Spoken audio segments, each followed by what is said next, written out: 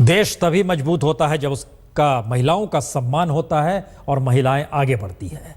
संघर्ष आगे तभी बढ़ता है जब उसके सामने सपने हो। सपने हर किसी के पूरे होने चाहिए और उसको ये हक है।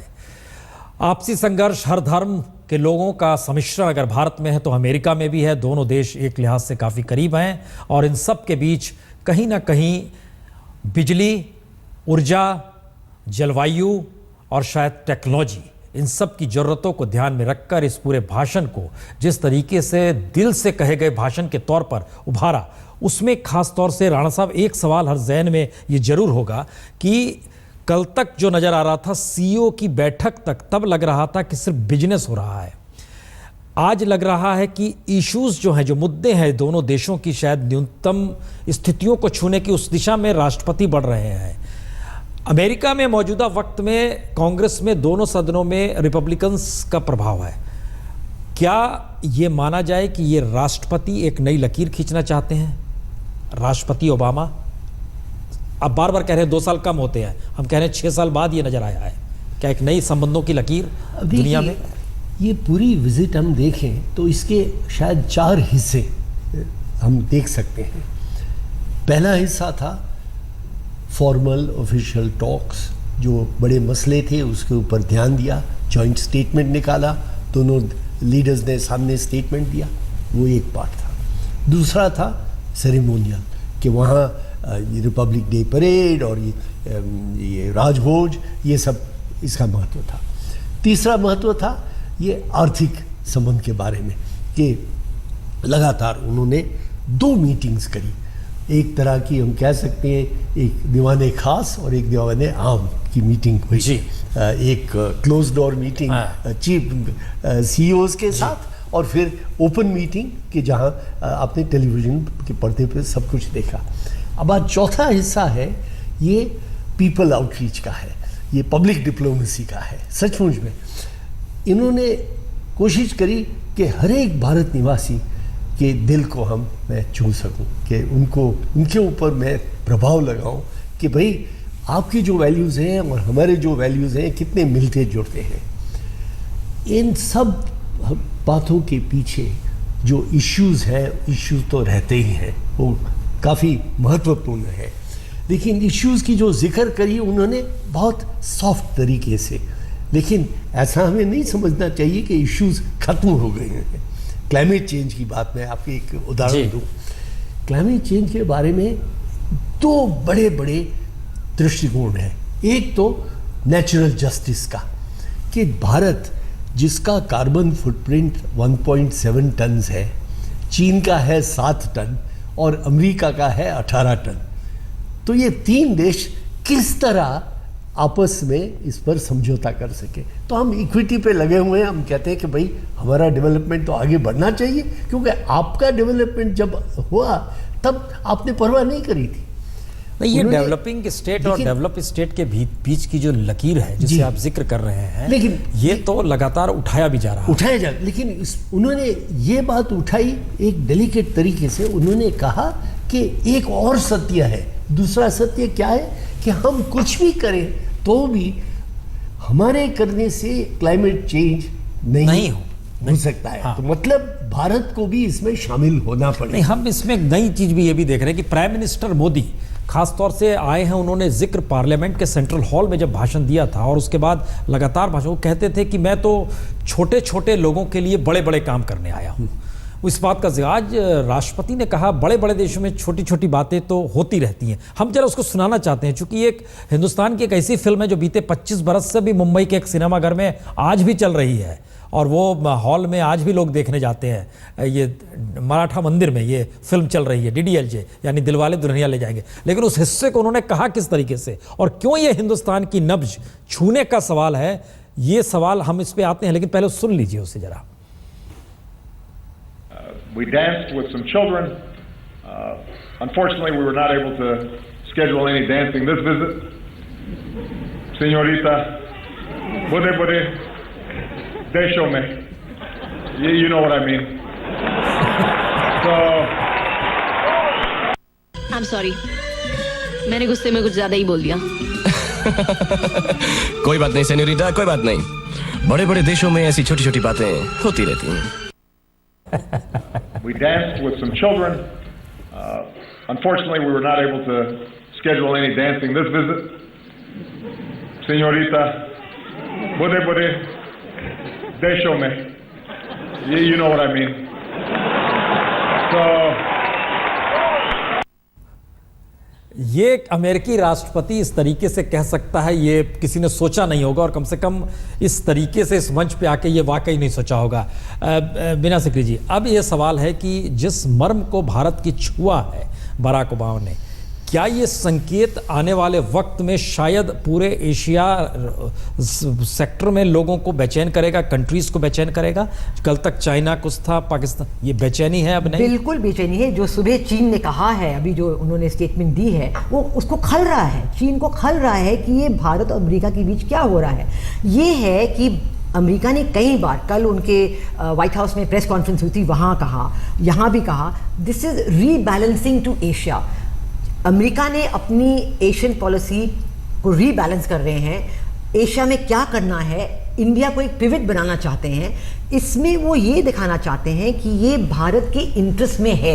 जो उन्होंने क्लाइमेट चेंज के बारे में बात कही, उन्होंने कहा ठीक, आपकी बात सही है कि पहले भी हमने भी ऐसे बातें की हैं जहाँ हमारा डेवलपमेंट हो रहा था, लेकिन अब हम आपकी मदद करना चाहते हैं कि आपको ये तकलीफ ना हो। और अगर वो क्लीन कोल टेक्नोलॉजी और ऐसी चीज़ें हमें देने को तैयार हो जाएं तो वाकई क्लाइमेट चेंज इश्यूज़ पे भारत में फ़र्क पड़ सकता है। लेकिन आई थिंक ये और एक बात है कि वो जिस बात को वो दोहरा रहे हैं कि भारत, हम आपकी मदद करना चाहते हैं, आप हमारे मित्र देश बन जाइए। ये एक अपील कर रहे हैं भारत की आवाम को कि आप हमारे मित्र देश बन जाइए। आपको लग रहा है ये इस भाषण का एक मजमून? बिल्कुल कि आप, क्योंकि वो जानते हैं कि भारत में ये कंट्रोवर्सी जरूर रही है, कई सालों से रही है। चीन से फ्रेंडशिप बनाए, रूस से फ्रेंडशिप बनाए, अमेरिका से फ्रेंडशिप बनाए, और ये जो पॉलिटिकल डायलॉग है एंटी अमेरिकन, प्रो अमेरिकन, ये भारत में आपको पता ही है। हमें एक बात बताइए, हम चल रहे हैं, जरा चलेंगे श्री फोर्ट में, वहाँ लोगों ने जो भाषण सुना। राणा साहब एक बात बताइए, इन्होंने जो जिक्र किया सेनोरिटा का, शाहरुख खान की एक और दूसरी फिल्म आई थी, my name is Khan, I am not a terrorist. ये उस फिल्म का बड़ा डायलॉग था और अमेरिका में ये बड़ा ही डायलॉग फेमस हुआ था। इस डायलॉग का जिक्र भी हो सकता था। और मौजूदा वक्त में जो स्थिति IS को लेकर चल रही है, शाली हार्दो में जो अटैक हुआ उसको लेकर जो चल रही है, इस्लाम को लेकर जो नई बहस फिर से शुरू हुई है पूरे यूरोप में, क्या आपको लगता है कि, क्योंकि टेररिज्म पर एक शब्द नहीं कहा गया? मैं आपसे एक सवाल पूछूं जी। ये जो आज बराक साहब ने भाषण दिया श्री फोर्ट में, ऐसा भाषण चीन में दे सकते हैं? यकीनन नहीं, बिल्कुल नहीं। ऐसा भाषण चीन में लोग सुनने के लिए तैयार होंगे?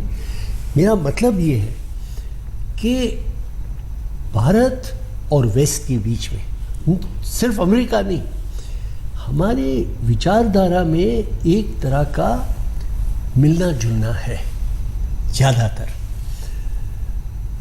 चीन में लोग आजकल इस पर दुखी हैं कि उनका कल्चर इरोड हो रहा है वेस्ट से, सचमुच में। और एक एकेडमिक डिस्कशन में एक चीनी प्रोफेसर ने पूछा कि हमें आश्चर्य होता है कि भारत में आप लोग ये वेस्टर्न कल्चरल इन्फ्लुएंस के खिलाफ नहीं उठे हैं, कि आपको इसकी कोई चिंता नहीं है, क्योंकि हम समझते हैं कि हम सब कल्चर, जो गांधी जी ने कहा था, मेरे दरवाजे और बारियां तो खुली है। देखिए, अब इसके पॉलिटिकल तौर पे भी इसके बड़े मायने अब निकाले जा रहे हैं, क्योंकि जिस तरीके से प्राइम मिनिस्टर मोदी ने जो, और याद कीजिए तो प्राइम मिनिस्टर मोदी ने ही सबसे पहले ट्वीट किया था कि 26 जनवरी के लिए वो मुख्य अतिथि होंगे, फिर उसके बाद वहाँ मैंने कहीं एक कदम आगे बढ़ के, संबित पात्रा साहब बीजेपी के प्रवक्ता भी हमारे साथ जुड़ चुके हैं। संबित पात्रा साहब, भाषण अद्भुत, दिलों को छूने वाला और शायद दिल से निकला हुआ भाषण, भारत की संस्कृति से परिचित कराता हुआ, महात्मा गांधी, विवेकानंद और तमाम संघर्ष को इस भाषण में सरोबोर। कितना महत्वपूर्ण राजनेता के तौर पर आप इसे देख रहे हैं? नहीं, आपने अपने प्रथम शब्द में ही सब कुछ को संजो दिया पुण्य प्रसून जी। आपने जो अद्भुत शब्द का इस्तेमाल किया, मुझे लगता है पूरे भाषण को सुन के ओबामा जी का हम यही कह सकते हैं कि अद्भुत ही था। जिस प्रकार से एक बेगाने देश के राष्ट्रपति ओबामा, एक अमेरिकन राष्ट्रपति ओबामा आके हिंदुस्तान के तमाम संस्कृति को, हिंदुस्तान के परिवार को, हिंदुस्तान की सभ्यता को, हिंदुस्तान के स्वाभिमान को इतने बढ़िया तरीके से शब्दों में पिरो के रखते हैं। शाहरुख खान से लेकर तमाम फिल्म इंडस्ट्री के विषय में और कबड्डी के विषय में, एक साधारण लेबर परिवार का किस प्रकार से आविर्भाव हुआ उसके विषय में, इन तमाम विषयों को जिस प्रकार से ओबामा ने रखा और बहुत शालीनता के साथ, बहुत ठहराव के साथ रखा, ये अपने आप में वाकई न केवल ऐतिहासिक था, मगर आपने सही शब्द का प्रयोग किया, अद्भुत था। और उन्होंने ये बड़ी बात कही कि मैं प्रथम राष्ट्रपति हो सकता हूं अमेरिका का जो कि अपने कार्यकाल में दोबारा आया, मगर ये सिलसिला जारी रहेगा और मैं आखिरी नहीं हूं। एक संदेश दे के जाते हैं कि आगे आने वाले जो राष्ट्रपति होंगे जरूर हिंदुस्तान के साथ अपना कदम से कदम मिला के चलना चाहेंगे। और लास्ट में जो जय हिंद और जय भारत कह के ओबामा ने अपने भाषण को विराम दिया, यह अपने आप में ही बहुत बड़ा ऐतिहासिक कदम था कि आज से पहले किसी भी राष्ट्रपति ने जय भारत और जय हिंद के साथ अपने स्पीच को खत्म नहीं किया था। ये दिखाता है कि दोनों देशों में वाकई कुछ न कुछ बदला है, दोनों देश वाकई एक कदम से कदम मिलाकर चलने वाली परिस्थिति में आज आके पहुंचे। बहुत छोटा सा जवाब चाहेंगे, क्या ये मौजूदा वक्त भारत के जो जनादेश दिया है प्रधानमंत्री मोदी, जिसके बाद जब प्रधानमंत्री बने हैं, ये एक ऐतिहासिक मोड़ पर हिंदुस्तान आकर खड़ा हो गया है दुनिया के लिए? नहीं, वाकई हिंदुस्तान आज ऐतिहासिक मोड़ में खड़ा है और मैंडेट भी है और नरेंद्र मोदी जी का जो व्यक्तित्व है वो भी है। स्वाभाविक रूप से ऐतिहासिक मोड़ पे इसलिए खड़े हैं क्योंकि अमेरिका खुद हिंदुस्तान को कह रहा है कि 21वीं शताब्दी का लोकतांत्रिक प्रक्रिया जो है वह हिंदुस्तान से होती हुई गुजर रही है। तो स्वाभाविक है ये एक बहुत बड़ा ऐतिहासिक कदम है। सिक्योरिटी काउंसिल में खुद अमेरिका पैरवी कर रहा है और अमेरिका हिंदुस्तान को इतना सही कर रहा है वो हम देख ही रहे हैं। तो स्वाभाविक है ये बहुत ही अद्भुत और ऐतिहासिक है। चलिए, बहुत बहुत शुक्रिया संबित पात्रा जी। ओबामा ने मार्टिन लूथर किंग का जिक्र करते हुए कहा था कि उनके लिए आदर्श महात्मा गांधी थे। भारत और अमेरिका के करीब आते रिश्ते, इन सब के बीच बराक ओबामा का भाषण, हमको लगता है एक छोटा सा हिस्सा आपको पहले सुनाते हैं जिसमें भारत का जिक्र किस रूप में किया गया। The United States has the largest Indian diaspora in the world, including some 3 million proud Indian Americans.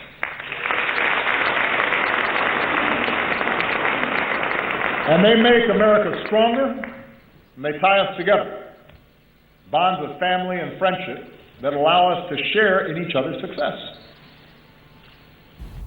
Rana साहब, जिक्र हो रहा है कितनी बड़ी तादाद में इंडियंस भी अमेरिका में। एक सवाल हर जहन में होगा, अगर ये चीज़ें सिर्फ डिप्लोमेटिक वे में देखी जाए या कूटनीति से हट के अगर देखी जाए, तो क्या अमेरिका के भीतर भी एक क्राइसिस है और उस क्राइसिस में अब उसे लग रहा है कि इंडिया जैसे डेवलपिंग स्टेट या मार्केट और इन सब के बीच संबंध बनाने की जरूरत है? मेरे लिए यह कहना मुश्किल है। ज़रूर क्राइसिस तो है, लेकिन मैंने पहले भी जिक्र किया था कि वो कितना इस चीज़ का स्वीकार कर सके कि बाकी देश की जो विचारधारा है उसका हम पर प्रभाव होना चाहिए, हो सकता है, मुमकिन है, नामुमकिन है, ये कहना मुश्किल है। लेकिन आपने अभी ये डियास्पोरा के बारे में कहा, इंडो अमेरिकन्स बहुत ही महत्वपूर्ण एक रिसोर्स है। और आपने कल नोट किया होगा कि ओबामा साहब ने एक नई बात उठाई जो आज तक किसी ने नहीं उठाई है। वो लॉन्च कर रहे हैं एक Indian diaspora initiative. Indian title क्या है, तीन शब्द है, इंडियन अमेरिकन इनिशिएटिव। इसका मतलब ये है कि किस तरह ये डियास्पोरा को लेके एक कनेक्टर बनाए भारत के साथ। अमेरिका विश्व में पहला देश है जिसने समझा है कि डियास्पोरा सिर्फ जो भेजने वाला देश है उनका रिसोर्स है। वो तो हम जानते हैं जी। इजराइल ने ये दरवाज़ा खोला और हमने बहुत चालाकी से ये दरवाज़ा पकड़ लिया जी। 3.5 मिलियन इंडियंस आज अमेरिका में कितने महत्वपूर्ण पोजीशन पे हैं। अब अमेरिका ने कैरेबियन में एक शुरू किया डियास्पोरा इनिशिएटिव कि कैरेबियन की जो डियास्पोरा है उसके माध्यम से कैसे हम कैरेबियन के छोटे छोटे देशों के साथ संपर्क और मजबूत करें। ये पहली बार भारत के साथ ये इनिशिएटिव लॉन्च कर रहे हैं। इसका मतलब क्या कि वो डियास्पोरा को स्वीकार करते हैं खुले दिल से। ये आप जो कह रहे हैं दोनों देशों के संबंध के बीच में जरूरतों की भी जो जरूरत आगे बढ़ रही है, हम एक ब्रेक के बाद लौटते हैं क्योंकि ये बड़ा महत्वपूर्ण है सवाल कि ये भाषण सिर्फ भाषण के तौर पे नहीं देखा जाएगा, आने वाले वक्त में भी इस भाषण का महत्व शायद आने वाले वक्त में अमेरिकी राष्ट्रपतियों को जो भी इसके बाद भी आएंगे वो भारत के साथ किस दिशा में और कैसे बढ़ना है, ये शायद उसकी एक नई लकीर है। ब्रेक के बाद तुरंत लौटते हैं।